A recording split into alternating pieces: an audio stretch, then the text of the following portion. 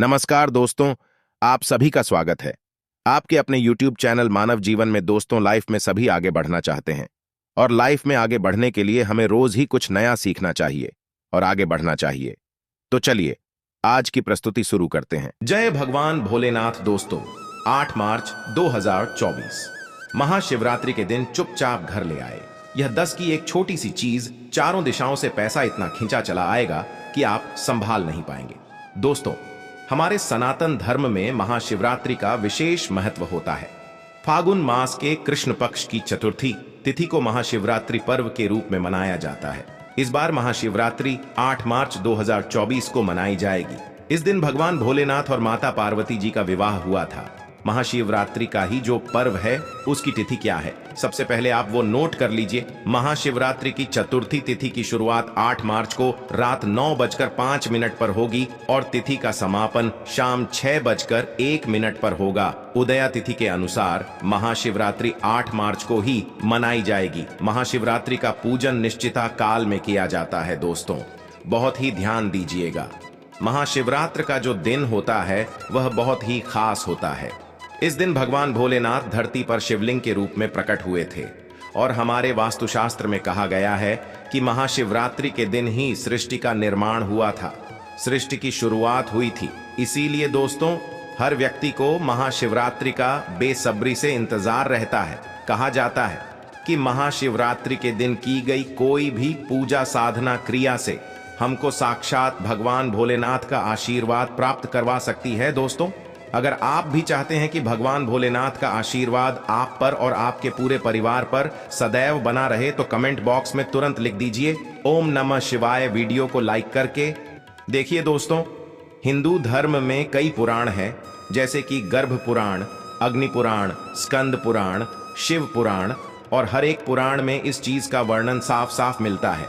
अगर कोई भी व्यक्ति महाशिवरात्रि के दिन भगवान भोलेनाथ की थोड़ी सी पूजा साधना क्रिया पूरे मन से कर लेता है, अगर सुख समृद्धि प्राप्त ना हो, तब आप कहना भगवान भोलेनाथ की साधना करने से भगवान भोलेनाथ का ऐसा वरदान आपको प्राप्त हो सकता है जिससे आपके जीवन से हर परेशानी जड़ से खत्म हो जाएगी। दोस्तों, यह बात आप सभी ने सुनी होगी। हर व्यक्ति इस बात को जानता है कि भगवान भोलेनाथ बहुत ही भोले स्वभाव के होते हैं। अगर कोई भी व्यक्ति थोड़ी सी कोई पूजा और उनकी साधना कर ले, तुरंत ही वह प्रसन्न हो जाते हैं। और अगर महाशिवरात्रि के दिन अगर आप भगवान भोलेनाथ को सिर्फ एक लोटा जल भी चढ़ा देते हैं लोटे में भर के, तो भगवान भोलेनाथ जी के बीज मंत्र बोल देने मात्र से साक्षात आपको भगवान भोलेनाथ का वरदान प्राप्त हो जाता है, जिसके बाद आपके जीवन में कितनी ही बड़ी से बड़ी परेशानी क्यों ना हो, वह टिक नहीं पाती है। कितना ही बड़ा कष्ट क्यों ना हो, कितनी ही बड़ी दिक्कत क्यों ना हो, हमेशा के लिए खत्म हो जाती है। और यह बात आप भी जानते हैं कि भगवान भोलेनाथ अगर किसी व्यक्ति को आशीर्वाद दे देते हैं तो उसको साक्षात काल भी उसका कुछ नहीं बिगाड़ पाता है। दोस्तों, एक बात ध्यान रखिएगा। वास्तुशास्त्र के अध्याय नंबर 71 में लिखा हुआ है कि अगर आप पूजा नहीं करते हैं तो कोई बात नहीं, लेकिन अगर आप पूजा गलत तरीके से करते हैं तो आपको देवी देवताओं का क्रोध झेलना पड़ सकता है। कहने का मतलब मेरा यह है दोस्तों कि अगर महाशिवरात्रि के दिन आप पूजा करना चाहते हैं तो कृपया करके ध्यान से कीजिएगा, गलत विधि विधान से मत कीजिएगा, क्योंकि जाने अनजाने आपकी ऐसी ही गलतियों की वजह से आज आप इस हाल में हैं। इसे ही किस्मत कह रहे हैं, लेकिन यह जाने अनजाने में आप ही के द्वारा कभी ना कभी की हुई गलतियां हैं, जिनका फल आप इस दोष के रूप में अपने जीवन में भोग रहे हैं। हमारे कर्म ही आगे जाकर हमारे किस्मत का रूप ले लेती है। महाशिवरात्रि के दिन जिसको भी भगवान भोलेनाथ का क्रोध देखना पड़ जाए, उसके जीवन में कभी वह तरक्की कर नहीं पाता है। ऐसे व्यक्ति के जीवन में हमेशा कष्ट बना रहता है, रोग बना रहता है, शरीर में पीड़ा बनी रहती है, मानसिक तनाव से घिरा रहता है, ग्रह दोष शुरू हो जाते हैं। लेकिन अगर आप भगवान भोलेनाथ को महाशिवरात्रि के दिन सही तरीके से पूजा साधना कर लेते हैं, मंत्र जो मैं बताऊंगा वो बोल देते हैं, जो चीज मैं अभी आपको बताने जा रहा हूं वास्तुशास्त्र के हिसाब से वो चढ़ा देते हैं।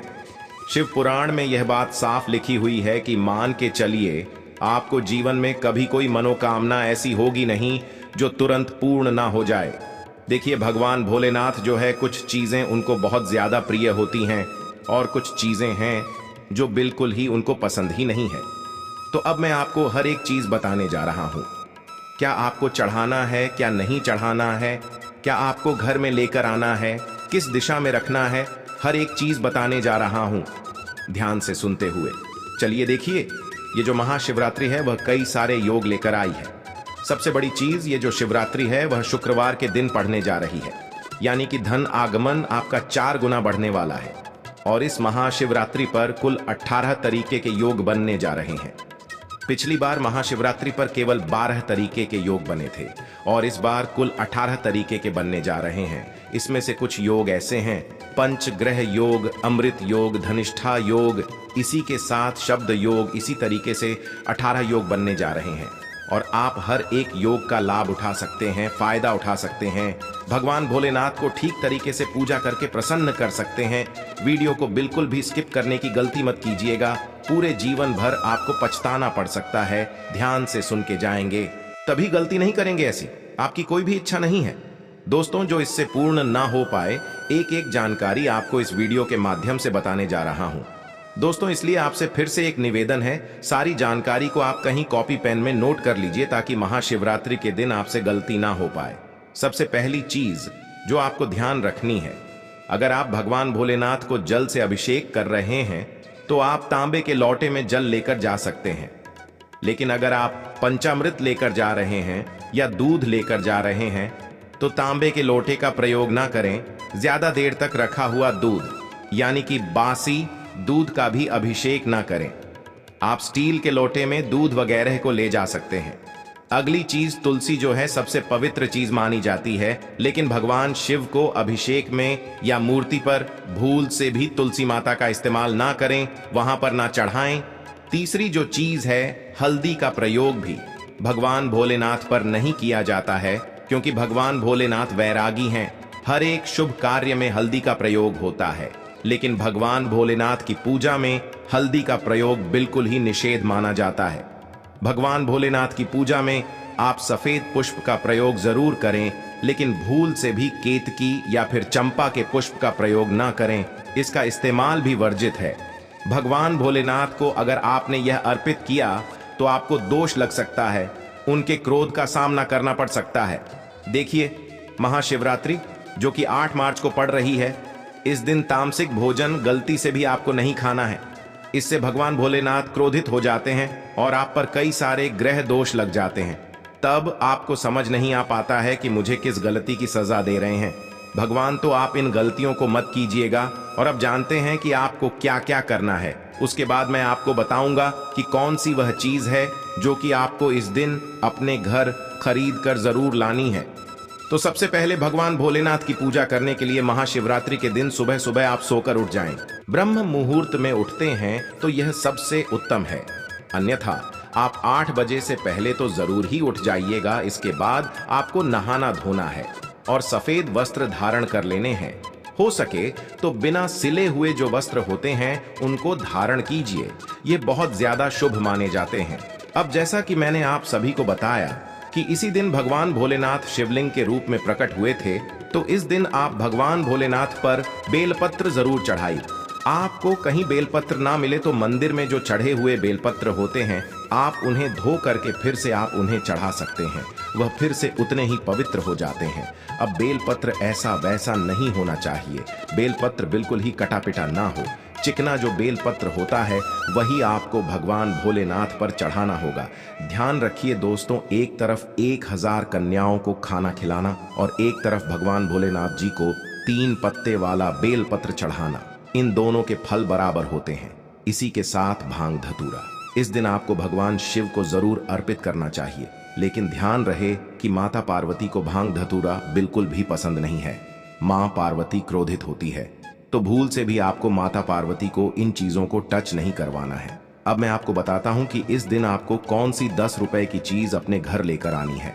तो इस दिन हो सके तो आप अपने घर में पीतल की शिव परिवार की जो प्रतिमा होती है, मूर्ति होती है, वो जरूर अपने घर लेकर आइए। महाशिवरात्रि के दिन लेकर आना, ये सबसे ज्यादा शुभ माना जाता है। अगर आपको शिव परिवार नहीं मिल पाता है तब आप शिवलिंग लेकर आएं। और उसे अपने घर में स्थान जरूर दीजिए, ये सबसे शुभ होता है। तो महाशिवरात्रि के दिन आप शिव परिवार को जरूर स्थापित करें। तो मुझे उम्मीद है मेरे द्वारा दी गई जानकारी से आप सभी को संतुष्टि मिली होगी। वीडियो पसंद आया है तो वीडियो को लाइक कर। जय श्री राम, जय भगवान भोलेनाथ। महाशिवरात्रि की हार्दिक शुभकामनाएं। आज के लिए बस इतना ही इस वीडियो में दी गई जानकारी। अगर आपको अच्छी लगी हो तो प्लीज हमारे चैनल मानव जीवन को सब्सक्राइब करें, लाइक करें और हमारे वीडियो में अंत तक बने रहने के लिए धन्यवाद।